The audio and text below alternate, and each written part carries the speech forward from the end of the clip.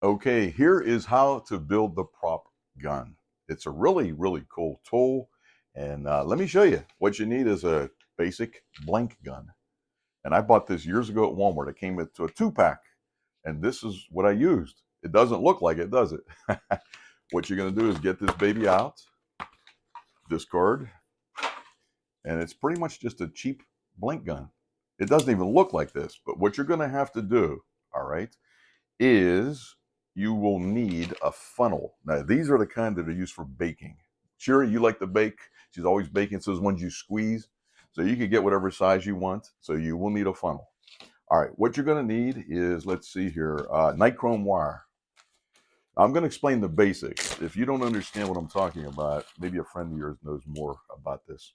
All right, nichrome wire. This is 30 weight, which will glow pretty good with a 9 volt. So they have different gauges. This is 30 gauge, I should say.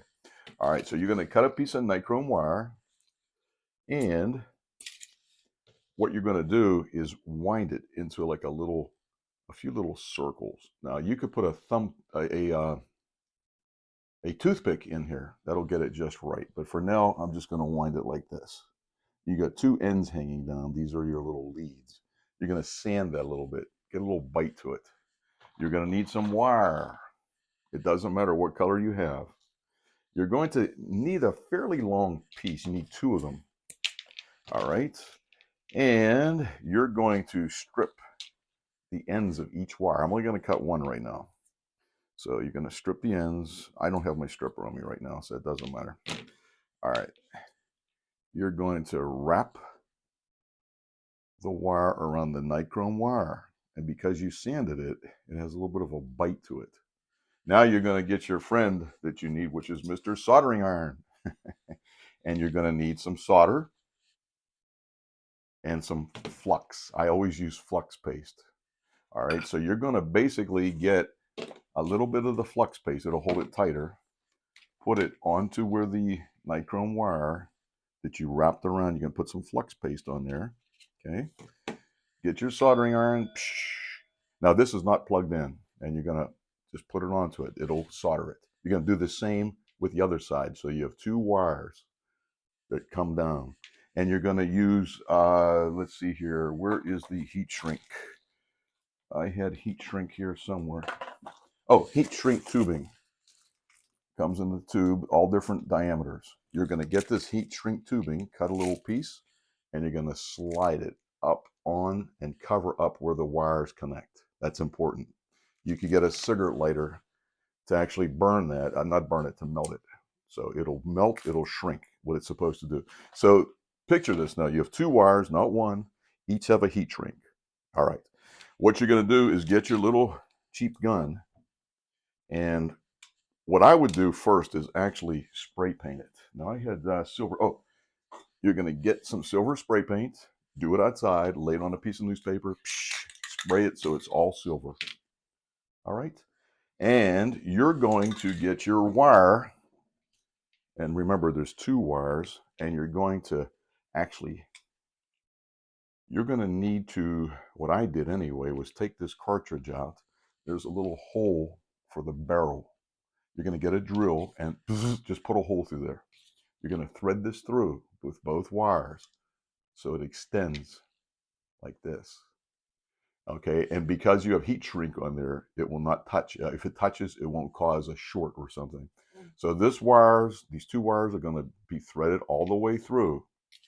All right, and the gun is spray painted, of course. You're going to pull it through, and you're going to place it along the gun.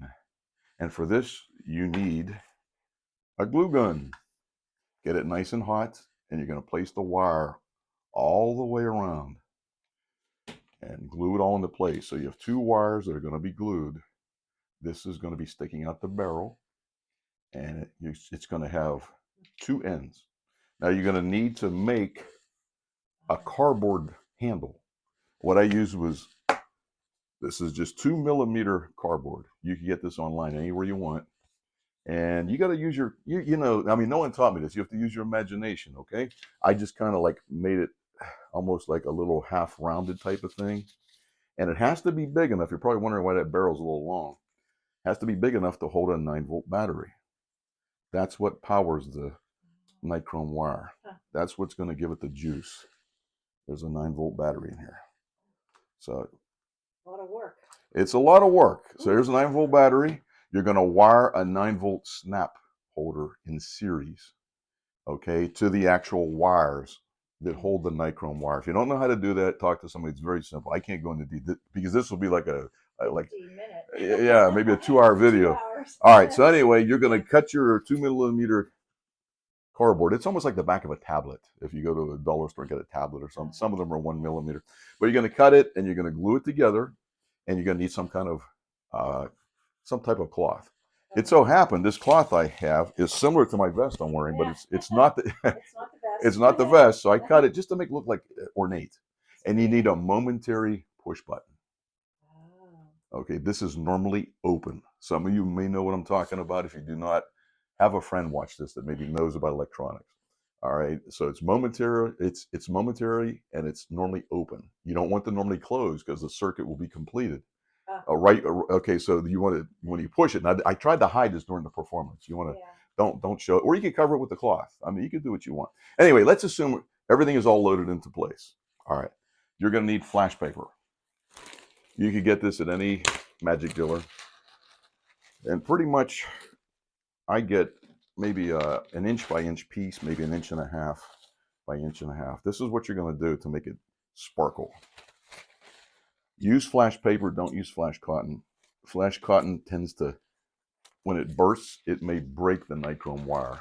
I've had that happen. I had to take this thing apart. So flash paper is better. Maybe 1.5 inches by 1.5 inches. You're going to get sparkle additive. All right. And this is by Theater Effects. You can look online. They have other places you can get it. All right. Be careful with this stuff. All right. I don't like messing with fire too much. Anyway, you're going to pour some of this. It's like a grainy, gray type of powder. I'll pour a little bit out. I can always put it back in. Hey, it's a gray type of thing. I wouldn't use a real lot. Ooh, it looks like gunpowder. It looks like that's even a little much. But anyway, what you're going to do is you're going to fold this and fold one end in, and just loosely. Don't make it real tight. See, this is the one you folded. This is the loose side. Now you're going to, of course, the nichrome wire's in here. You're going to push it through your little baker's tip that you use for baking, and you're going to push it inside. Now this is a little long, so it's still not quite right. You can feel it pushing against the nichrome wire. Fold it again. All right. So when you push it in, I think that's just about perfect. You could give it one final push with a toothpick or whatever you have available. I could feel it going against the nichrome wire. You're pretty much set. So when you have that battery loaded in there, you're good to go. I made an extra flap. When the battery's in there, you could actually put this flap up inside, and it kind of holds it in place. Okay, so that's like instead of using a magnet. When you're performing this, keep the button away from the audience. Oh, yeah. All right, That makes sense. So they don't see it. Oh, okay. No. No. Anyway, all right. So be careful where you use stuff like this. A lot of places do not like fire. No. So be very selective. You know, you just can't go in nowadays using flash cotton, flash paper in places. I don't know what to tell you. I mean, sneak it in once in a while. If it's a private party, you could probably get away with it. Don't ask. If you ask, they'll say no. All right. Anyway, to make the ring disappear and make it reappear, you're going to construct something. It's kind of neat. I pretty much got a card box, and I have a slot that I cut out in the bottom of the box. Okay. And there's a matchbox that you're going to get. You get these anywhere. You get them like 12 to a pack. You're going to insert this into the box and keep it open a little bit. All right. Close it up. And I had this hanging over the end of the table here. And I had other boxes to anchor it. Let me get this out of the way. I know it's difficult to see. All right. So the opening is here. It's hanging over your table. It just looked like it's a magic. You know, you got a bunch of stuff here. You could even have a piece of apparatus, whatever. All right. Here's what you're going to do. When you remove your wedding band, I would suggest always use your own. Okay. If you, believe me, I've been doing magic over 40 years. If you borrow somebody's ring and it has a stone. It happened to a magician one time at the magic meeting, Sherry. Really? Remember years ago? I don't know if you were there. But anyway, he borrowed the waitress's ring. He did ring off the string. When he handed it back, the rock was missing. So I use my wedding band. It's plain. We've been married almost 34 years. And if I get a scratch on there, I really don't care. Anyway, make sure they mark it or sign it because you're not switching the ring. What you're going to do is you get your gun, hiding the switch. You're just going to break it in half gently. You can stand for this. It's probably a little better. You're going to pretend you're placing it into the chamber. What's happening here is you're dropping it between the two center fingers. They don't know that, of course. Push it back together, and you're set to go. You're going to go into what's known as the Ramsey subtlety. Say, well, this place is such a mess. Don't say my hands are empty, but that's the Ramsey subtlety. Or you could do it like this, or go like this. But anyway, you're going to get the ring and move the cards away, and you're loading it into the box. That's all you're doing. So you're going to just place these over here. It's already loaded. So you're going to fire your gun. Okay. I have a piece of cardboard here because there's flames flying out. So be cognizant of that as well. Anyway, once you fire your gun, you can actually say, oh, wait a second. Let's get this box of cards. I hear something. So the ring is in there, but it's not closed yet. The box isn't closed. Yeah. You're going to open the flap, keep the box away from the spectators, close it. See what I did? Yeah. And then you're going to say, this contains something, not just playing cards. It has a matchbox. Yeah. And do not show this. No, flip it over. Yeah. It's very tempting just to lay it down. Yeah. Keep your sleeves back. Say, look at this. And there's the grand finale. It is the ring. Now, just in case you don't want to, if you don't want to vanish the ring in the gun, but that would be like a necessity. If you're going to another routine where you don't need the gun, I've used a handkerchief many, many times. I have a gimmick that makes the ring appear. It shoots up. But this is just an alternative. But don't for this routine you won't need it. But anyway, this is an idea. You're going to place it up into the cloth, and you're going to wind it around it. All right, and you could actually lay the cloth down, go into the Ramsey subtlety, but it's here again. You could even sew a duplicate ring in there. But for this, you have to load it into the gun because it wouldn't make any sense. Right. But I'm just giving you an alternate type of a thing. Okay, I hope you've learned something. Put it to use, put it to practice. It's a lot of work. I mean, if you buy something like this, I guarantee somebody's going to charge you $200. You could go to Walmart, get the gun, a 2-pack for $5.95, and some nitrile wire and a little bit of stuff. Okay. All right. Thanks, guys. Thank you.